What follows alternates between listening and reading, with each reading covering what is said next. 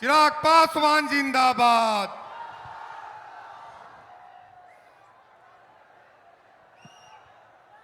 साथियों,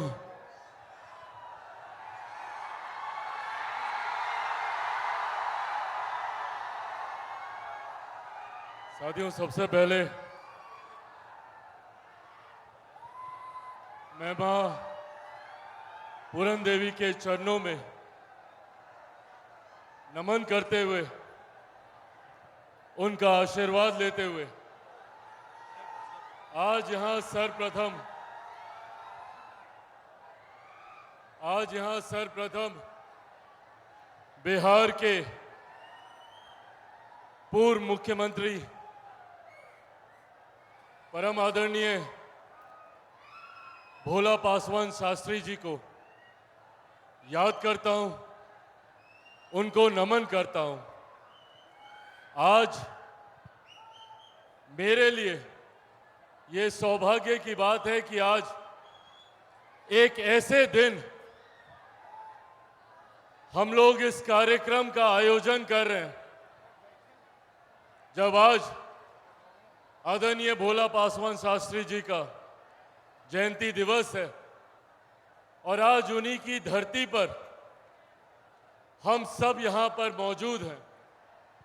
मुझे याद है, मेरे लिए ये सौभाग्य की बात रही कि कुछ वर्ष पूर्व मुझे उनके आंगन में उनके परिवार के साथियों के साथ समय बिताने का सौभाग्य मिला।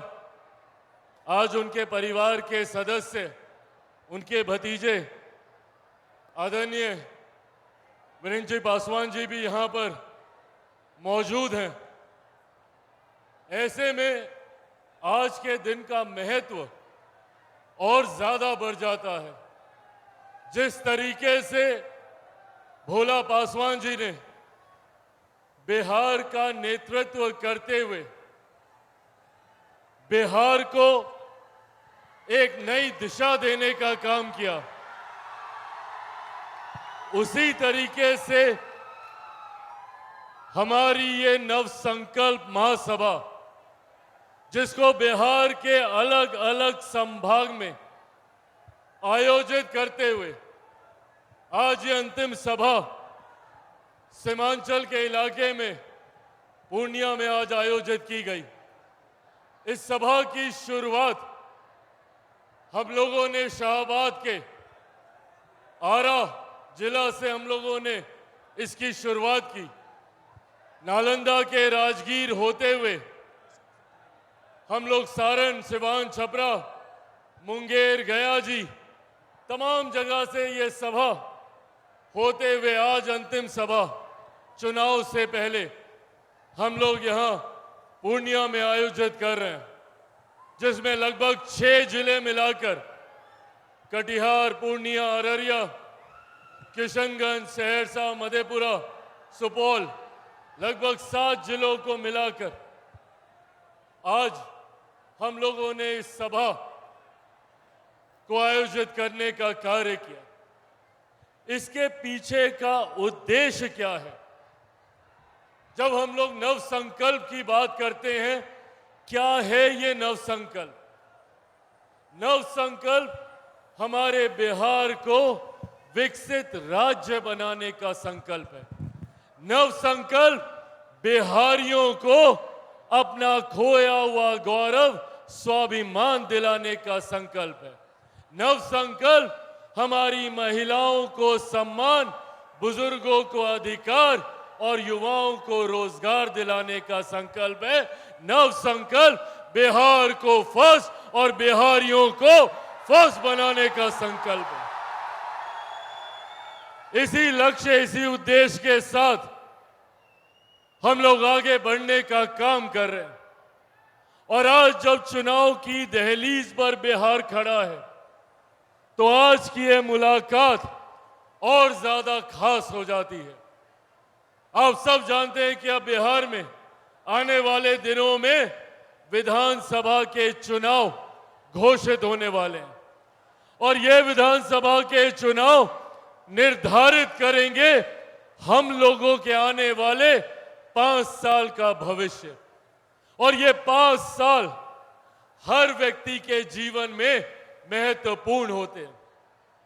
आज हम लोगों को ये पूछने की जरूरत है कि क्या कारण है कि भैया आजादी के लगभग 80 साल के बाद भी क्यों हमारा प्रदेश एक विकसित राज्य नहीं बन पाया, जबकि भारत एक साथ आजाद हुआ, भारत के तमाम प्रदेश एक साथ आजाद हुए। तो क्या कारण है कि कहीं दिल्ली बंबई जैसे चमचमाते शहर बने और वहीं हमारा बिहार जो आजादी के 80 साल के बाद भी आज भी एक पिछड़ा राज्य कहलाता है। यह सवाल हमें खुद से पूछना होगा कि कहां कमी रह गई, क्या चूक हुई कि जिस तरीके से बाकी के राज्यों ने तीव्र गति से विकास किया तो आज भी हमारा प्रदेश मूलभूत जरूरतों के अभाव से जूझता है। आज भी मेरे बच्चों को बिहार से बाहर जाना पड़ता है शिक्षा के लिए, मेरे भाई बहनों को बिहार से बाहर जाना पड़ता है रोजगार के लिए, माताओं बहनों बुजुर्गों को दिल्ली तक जाना पड़ता है स्वास्थ्य सेवा के लाभ के लिए। क्यों? ये कारण जब तक हम समझेंगे नहीं तब तक सही मायनों में विकसित बिहार का निर्माण हम लोग नहीं कर पाएंगे। और इसका सबसे बड़ा कारण है जातीय व्यवस्था, जिसने बिहार और बिहारियों को सिर्फ बांटने का काम किया। और कई ऐसे राजनीतिक दल हैं, कई ऐसे राजनेता हैं जो हम लोग को जाति के नाम पर बांटकर अपनी राजनीतिक रोटियां सेकने का काम करते हैं, जो कभी जात के नाम पर कभी धर्म के नाम पर भाई को भाई से लड़वाने का काम करते हैं और बदले में खुद तो सत्ता हासिल कर लेते हैं और हम लोगों को उसी परिस्थिति में जीने के लिए छोड़ देते हैं। आज बिहार से निकला हुआ युवा दूसरे राज्यों में जाकर, दूसरे देशों में जाकर बड़े से बड़े पद पर विराजमान है, बड़े से बड़ा व्यवसाय कर रहा है। बिहारी हर क्षेत्र में आगे है। आप मीडिया हाउसेस में चले जाइए, बड़े पदों पे आपको बिहारी मिलेंगे। आप कोई बिजनेस घराने में चले जाइए, बड़े पदों पर आपको बिहारी मिलेंगे। अधिकांश आईएएस आईपीएस ऑफिसर्स बिहारी हैं। तो क्या कारण है जब बिहारी इतना आगे तो मेरा बिहार इतना पीछे क्यों छूट गया? ये सवाल हमें अपने आप से करने की जरूरत है। हमें यह जानने की जरूरत है कि जिन लोगों ने हमें जात पात धर्म मजहब के नाम पर बांटने का काम किया तो बदले में हमें क्या मिला? जिन लोगों ने अपनी राजनीतिक रोटियां जाति धर्म के नाम पर हमें बांटकर सेकी तो उन्होंने बदले में हमें क्या दिया?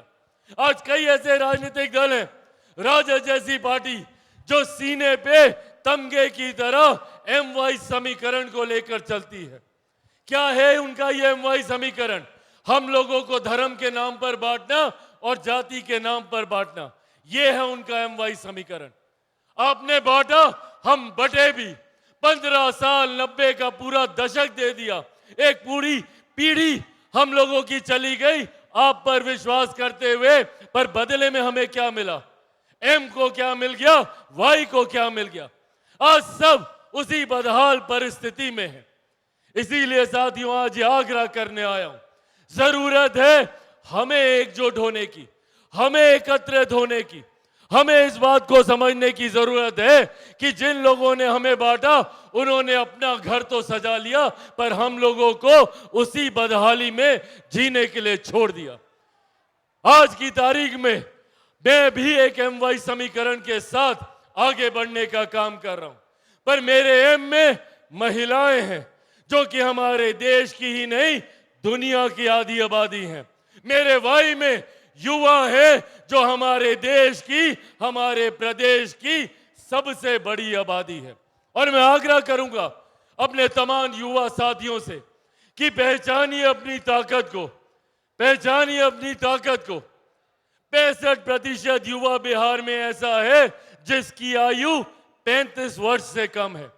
अगर हम युवा एकजुट हो जाएं, एकत्रित हो जाएं, तो बिहार को विकसित राज्य बनाने से कोई नहीं रोक सकता।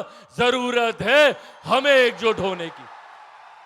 जरूरत है हमें जात पात धर्म मजहब से उठकर सही मायनों में एक ऐसे नेतृत्व, एक ऐसे नेता, एक ऐसी सरकार को चुनने की जो आपकी बात करे, जो जब चुन कर जाए तो बिहार की विधानसभा में खड़े होकर आपकी समस्याओं का जिक्र करे। और इसी सोच के साथ हम लोगों ने बिहार फर्स्ट, बिहारी फर्स्ट की सोच को तैयार किया।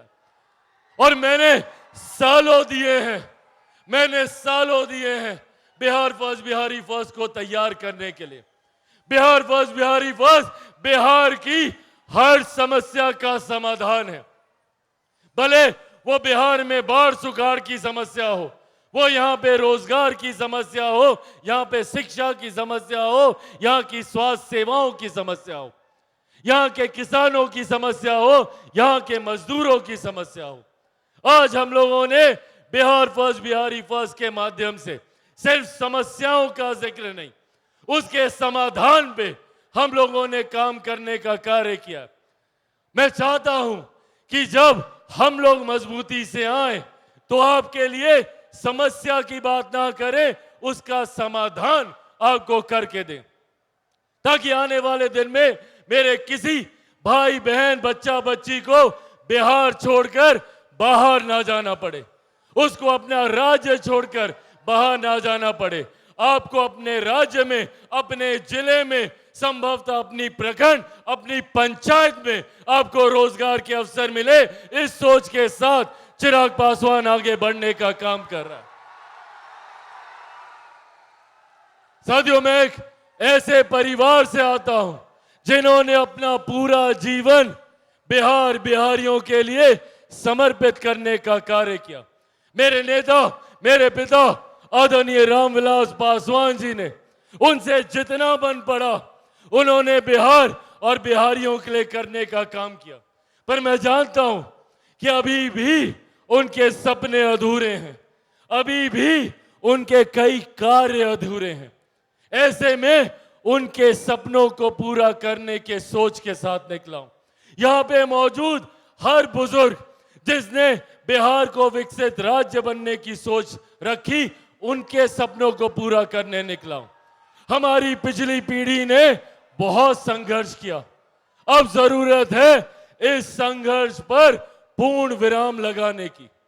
अनंत संभावनाएं हैं हमारे प्रदेश में, अनंत संभावनाएं हैं। हमारा प्रदेश, अगर हम सब मिलकर एकजुट होकर अगर हम लोग कार्य करें तो हमारे देश का सबसे विकसित राज्य हमारा प्रदेश बन सकता है। इतनी क्षमता है हमारे राज्य में। पर दिक्कत यहां पर सिर्फ जात पात धर्म मजहब पर लोग काम करते हैं, विकास पर कोई काम नहीं करता। इसीलिए साथियों, आज यहां आग्रह करने आया हूं। मैं सर पे कफन बांध के निकला हूं, ये संकल्प लेके निकला हूं कि जब तक बिहार को विकसित राज्य नहीं बना दूंगा, मैं भी चैन की सांस नहीं लूंगा। ये वादा आप लोगों से करता हूं। और इसके लिए राह में कितनी तकलीफें क्यों ना आए, मैं सब झेलने को तैयार हूं। आज चिराग पासवान से जितने विपक्षी दल हैं वो बैर क्यों रखते हैं? क्यों चिराग पासवान को समाप्त करना चाहते हैं? क्यों चिराग पासवान की राजनीतिक हत्या करना चाहते हैं? सिर्फ इसीलिए कि मैं बिहार की बात करता हूं, बिहारियों की बात करता हूं। मैं किसी जाति की नहीं, किसी धर्म की नहीं, 14 करोड़ बिहारियों की बात करता हूं। और इसके लिए इन्होंने पूरी ताकत लगा दी कि कैसे चिराग पासवान को समाप्त किया जाए।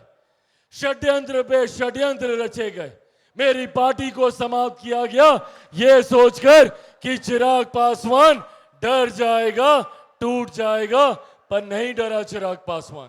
मेरे परिवार को तोड़ा गया ये सोचकर कि चिराग पासवान डर जाएगा, नहीं डरा चिराग पासवान।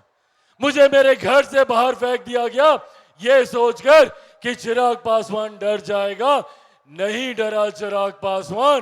क्योंकि जो लोग ये सोचते हैं कि इन बातों से चिराग पासवान डर जाएगा, वो भूल जाते हैं कि चिराग पासवान शेर का बेटा है, रामविलास पासवान का बेटा। और मैं जानता हूं कि संभवतः आने वाले दिनों में और कई यातनाएं मुझे झेलनी पड़ेंगी और कई तरीके की प्रताड़नाएं मुझे झेलनी पड़ेंगी। क्यों? क्योंकि मैं बिहार को विकसित राज्य बनाने की सोच के साथ निकला हूं। कई राजनीतिक दल ऐसे हैं जो नहीं चाहते कि हमारे युवा पढ़ लिख जाएं। क्यों? क्योंकि उनको खुद को डर लगता है। खुद ने शिक्षा हासिल नहीं की तो वो डरते हैं कि अगर यहां का युवा पढ़ लिख गया तो उनसे सवाल करेगा, उनसे अपने हक अधिकार की मांग करेगा।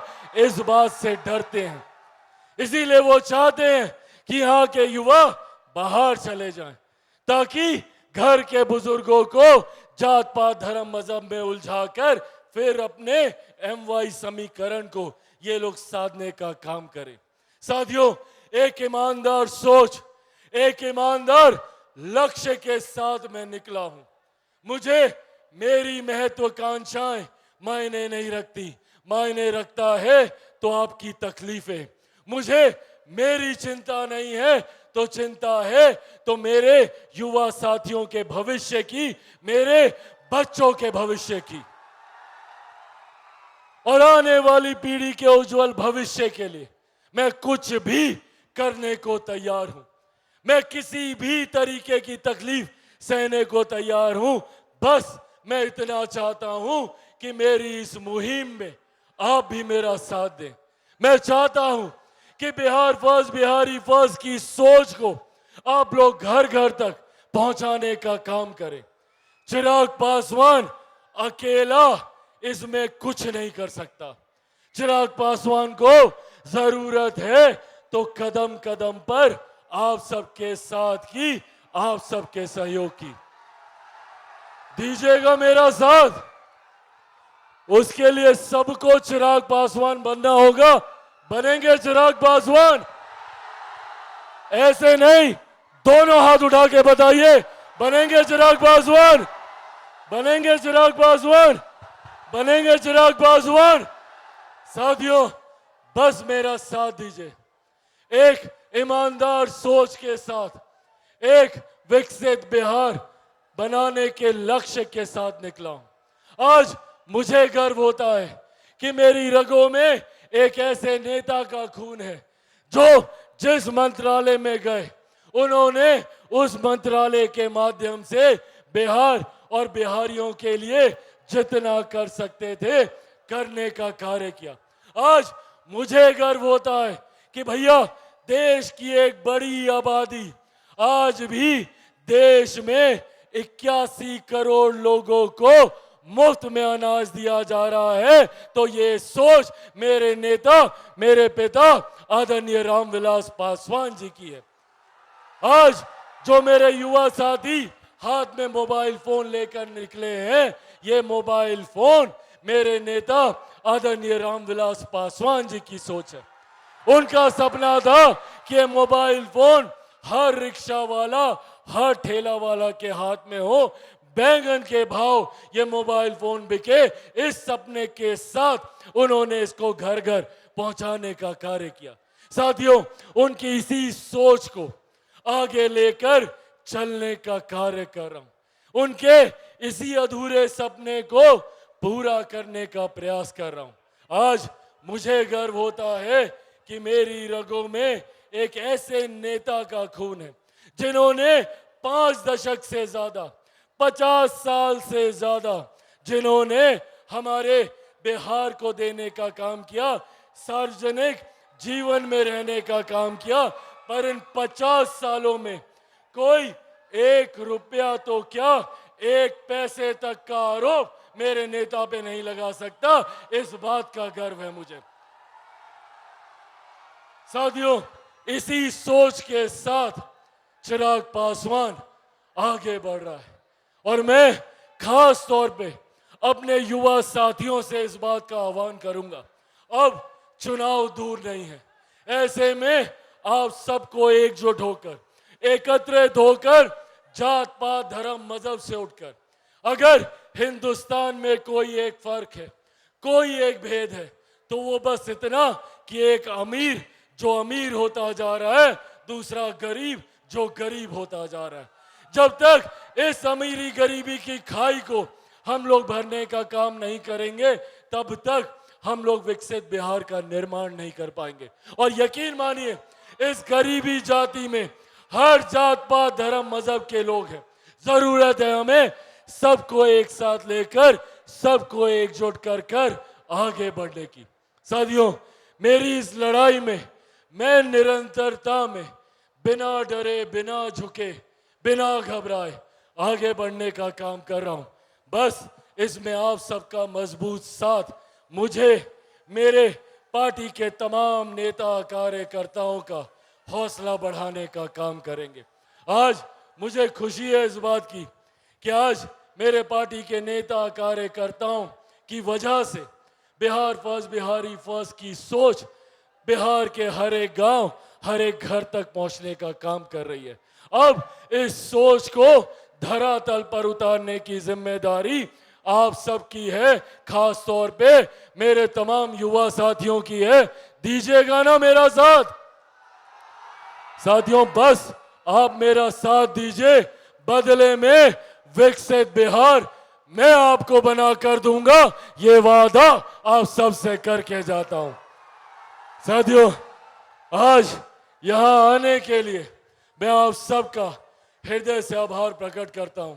यहां पर मौजूद मेरी पार्टी के तमाम राष्ट्रीय पदाधिकारियों का, यहां पर मौजूद मेरे तमाम सांसद साथियों का, यहां पर मौजूद हमारे तमाम प्रदेश के पदाधिकारियों का, यहां पर मौजूद अलग अलग जिलों से आए हुए तमाम हमारे जिला अध्यक्षों का, यहां पर मौजूद विभिन्न प्रखंडों से आए हुए तमाम हमारे प्रखंड पदाधिकारियों का, हमारे एक एक नेता, एक एक कार्यकर्ता, प्रेस मीडिया के तमाम साथी, यहाँ पे मौजूद तमाम सुरक्षा कर्मी और यहाँ पे बड़ी संख्या में मौजूद मेरी तमाम माताएं, बहनें, बुजुर्ग और मेरे तमाम नौजवान युवा साथियों का एक बार फिर से हृदय से आप सबका आभार करता हूं।